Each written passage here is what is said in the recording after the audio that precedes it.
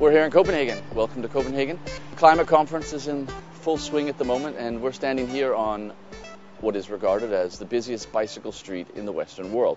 We have a long, proud tradition of cycling in Denmark and in Copenhagen. It all started to disappear in the 1960s with the advent of car culture. We've spent the last 30 years working hard towards reestablishing the bicycle as a feasible and acceptable form of transport here in the city. We can see here we're standing next to one of the city of Copenhagen's bicycle counters, and there's two reasons for implementing these bicycle counters in Copenhagen. One of them is that the data that is gathered here is transmitted to the city so they can track patterns, weather patterns, we get snowing, how many people are riding today or whatnot. But it's also to instill a form of civic pride in Copenhageners, because you know what, we don't notice the bicycles. The bicycles are tools for us. It's the quickest way to get around the city. So instilling a kind of civic pride in Copenhageners, hey, you know what, you live in the world cycling capital, and look how many people are riding, and hopefully this will encourage more people to ride. In Copenhagen at the moment we have 37% of all commuters choosing the bicycle to work or to educational institutions or schools and whatnot. 37%. Actually, if you look at the number of all trips by bike to the supermarket, to the cinema, we're up to 55% in the city of Copenhagen. But we're actually working towards increasing these numbers. We want the number of commuters on bike up to 50% by 2015.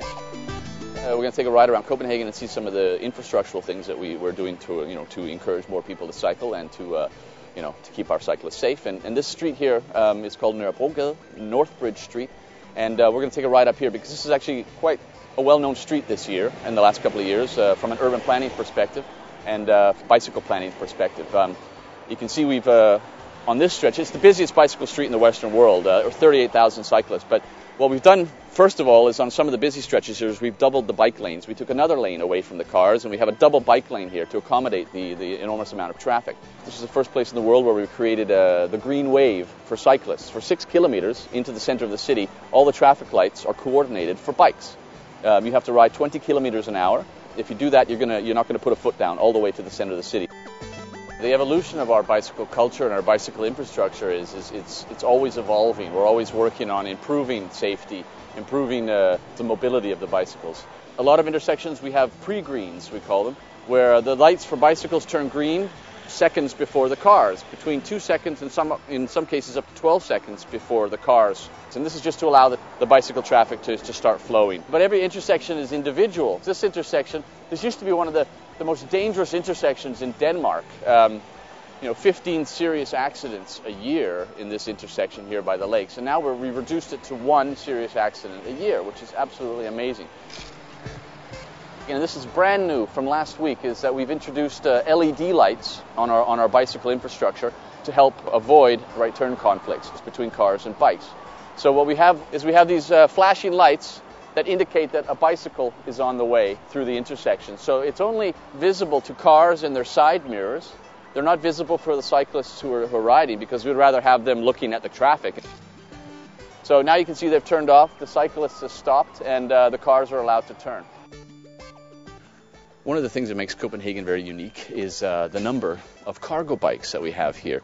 When so few people own cars, we still need to transport various things around. In Copenhagen there's about 30,000 cargo bikes on the streets every day. These are really our SUVs. You cannot live without them. The bike I've been riding on today, I pick up my 2 kids every day from school and daycare and go to the supermarket and whatnot. So the problem with these is that they're expensive. You don't really want to leave them on the street. The city of Copenhagen has a new initiative, which they're just test driving at the moment, and this is a way to give our cargo bikes a place to park on the street.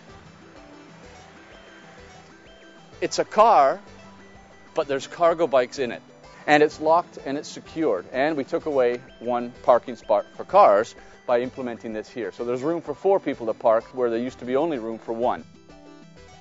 If you make the bicycle the quickest way to get around the city for the citizens, with separated bicycle infrastructure, with lots of initiatives for the bicycle, you're going to get everybody and their dog to do it. And they're going to do their bit for the environment and for reducing pollution in the city and all the good things and for the public health.